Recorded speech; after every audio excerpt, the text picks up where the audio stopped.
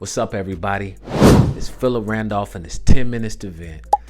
And we're going to turn it up a notch a little bit because your boy is almost monetized. I'm almost to that level where I'm going to be monetizing my channel. And I appreciate all the support. I appreciate all the feedback.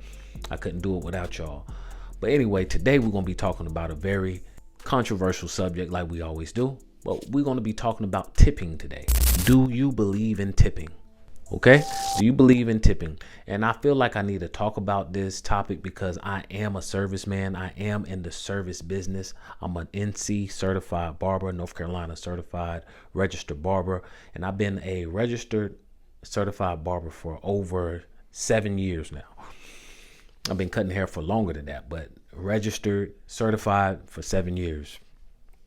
And so I really appreciate when I get tips and extras anytime I do a service for somebody.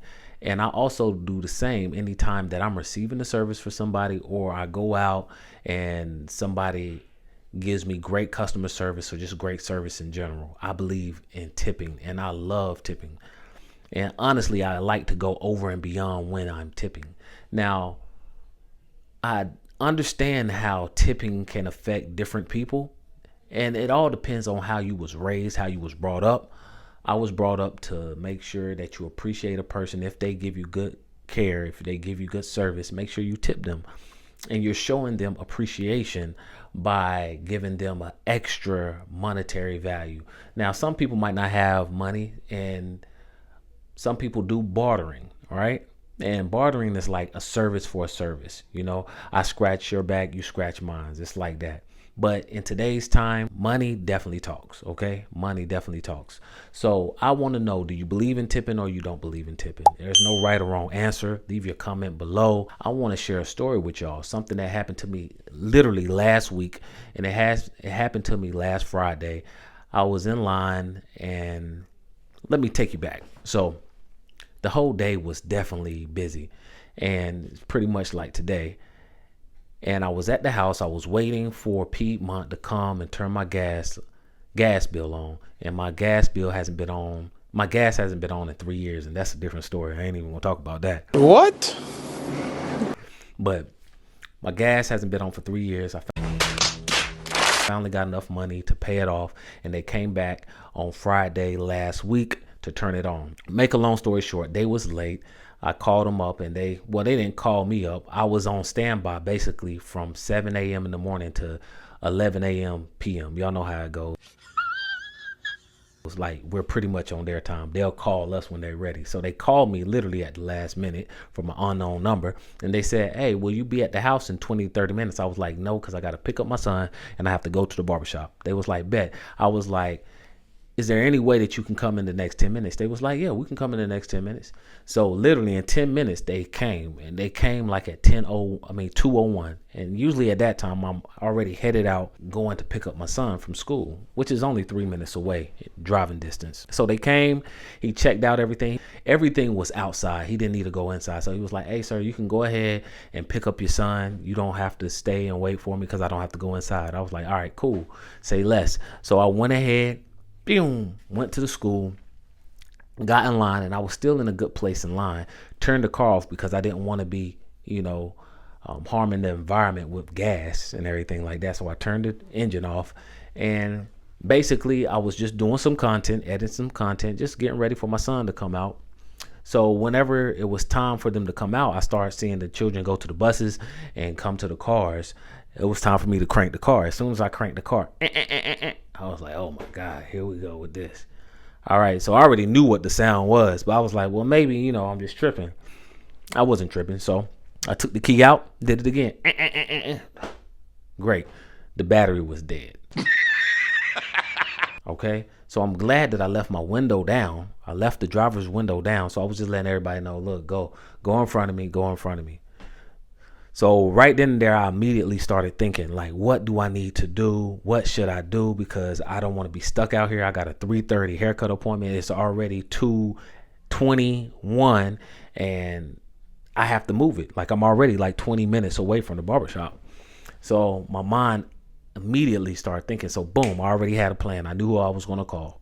I didn't have to do that. There was a parent that was in line, And it was one of the parents that always picks up his sons. He was like, "Hey, bro." I was like, "What's up, bro?" He said, "You okay?" I was like, "I'm okay, but my battery died." He was like, "Okay, I'll give you a jump." So he turned around, and I thought he was going to get in front of me. Nah, that's the old school way. He had the wireless car, no, the wireless battery charger, you know. And I was like, "Oh wow, that's cool." He was like, "Yeah, man, you can get it from Harbor Freight. I got mine from O'Reilly's, but yeah, you can get that." So cool. Put it on my battery, started it ASAP. So after my car started, we went immediately to AutoZone, and I had to get a battery. So they typed in my information and everything like that. And unbeknownst to me, I hope I'm saying that word right. I'm trying to increase my vocabulary. Unbeknownst. Stop it. Get some help. It just sounds cool. To my luck,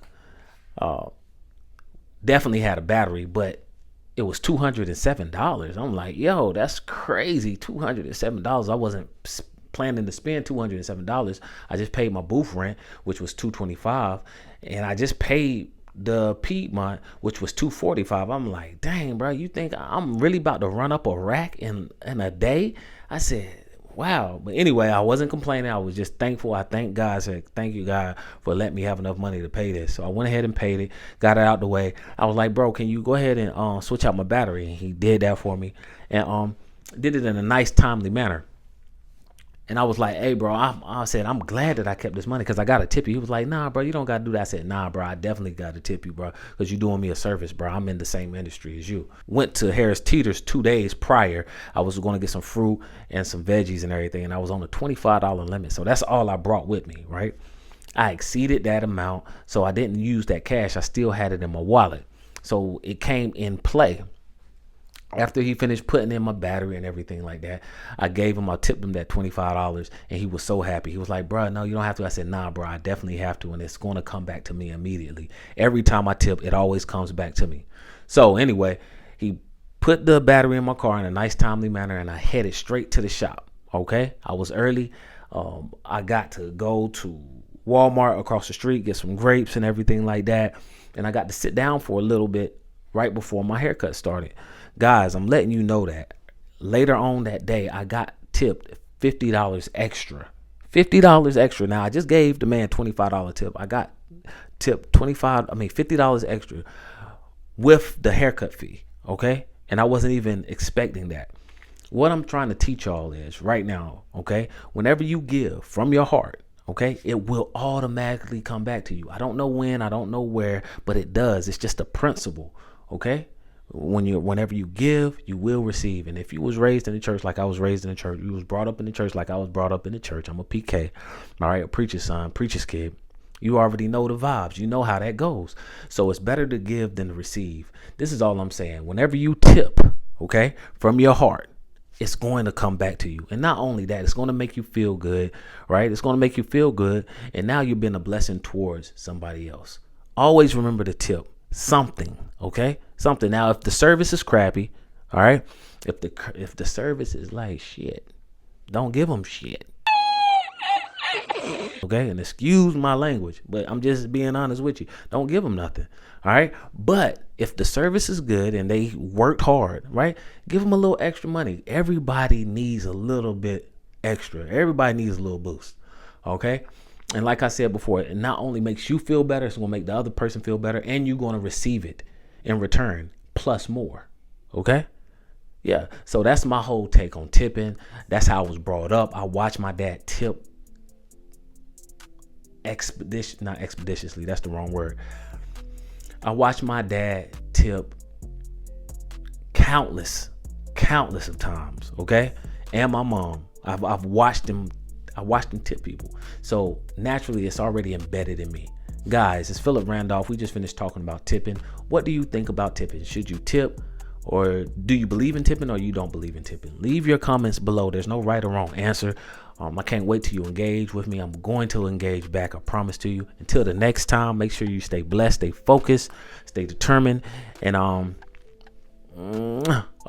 make sure you like, share, subscribe so you can stay notified, guys. And I'm out.